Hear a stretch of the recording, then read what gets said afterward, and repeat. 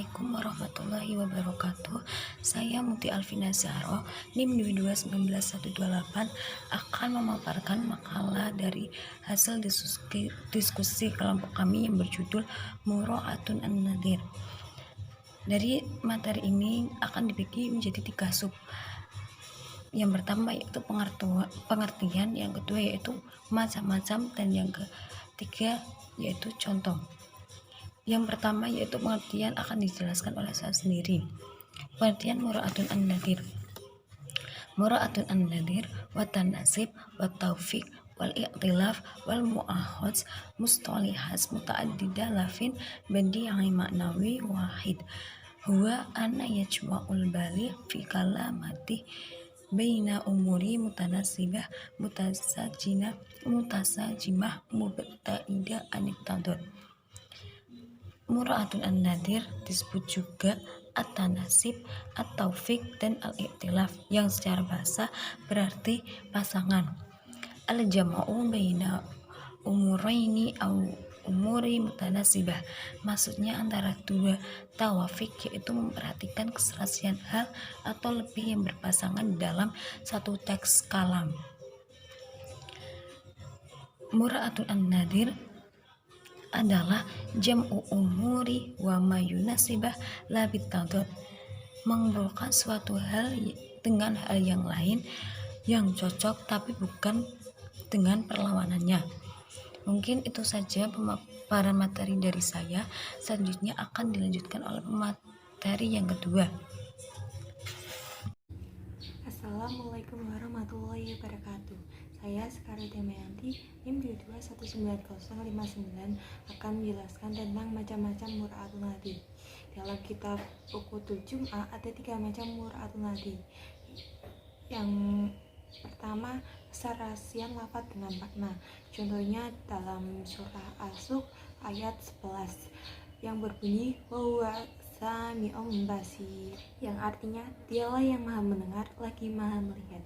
Nah, disinilah sifat mendengar as-sami disandingkan dengan pasangan, yaitu sifat melihat al-basir, hingga terasa keserasian dalam segi lafaz dan maknanya. Kedua, keserasian lafaz dengan lafaz. Contohnya seperti wan najmu wasyajaru yasjudan wasyamsu wal qamaru bihusban, yang artinya matahari dan bulan berdebar menurut perhitungan, dan tumbuh-tumbuhan dan pohon-pohon keduanya tunduk kepadanya.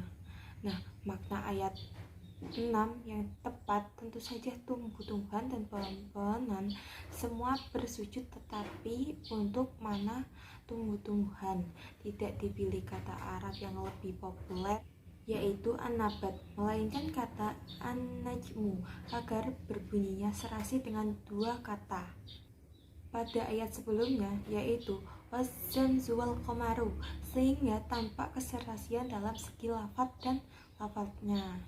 Yang ketiga, keserasian makna dengan makna.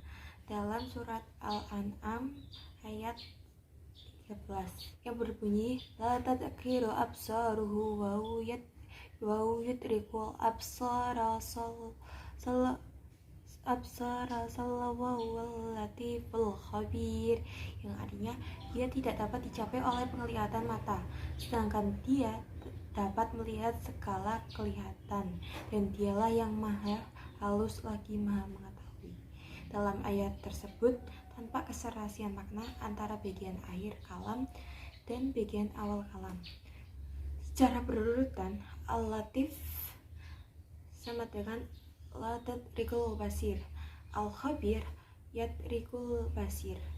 Jadi, tampak jelas dalam ayat tersebut sifat maha halus berpasangan dengan sifat yang tidak dapat dicapai dengan penglihatan mata, dan sifat maha mengetahui berpasangan dengan sifat dapat melihat skala yang kelihatan, sehingga tampak keserasian dari segi makna dengan makna. Demikian pemaparan presentasi dari saya. Selanjutnya akan dilanjutkan oleh Mbak Saratul Muftihah. Perkenalkan, nama saya Zahratul Nurliha, NIM 221943, akan menjelaskan materi tentang contoh Mura'atun Nadir dalam Al-Quran. Terdapat pada surat Asy-Syura ayat 11 yang berbunyi A'udzubillahi minasyaitonirrajim, Bismillahirrahmanirrahim, wa huwa samiul basir al-ayah, yang artinya, dan dialah yang maha mendengar dan maha melihat. Ayat tersebut dianggap setara antara dua hal dengan mengatakan dialah yang maha mendengar dan maha melihat, karena adanya kesamaan antara pendengaran dan penglihatan. Sifat mendengar ini disandingkan dengan pasangannya, yaitu sifat melihat, hingga terasa adanya keserasian. Sekian dari saya.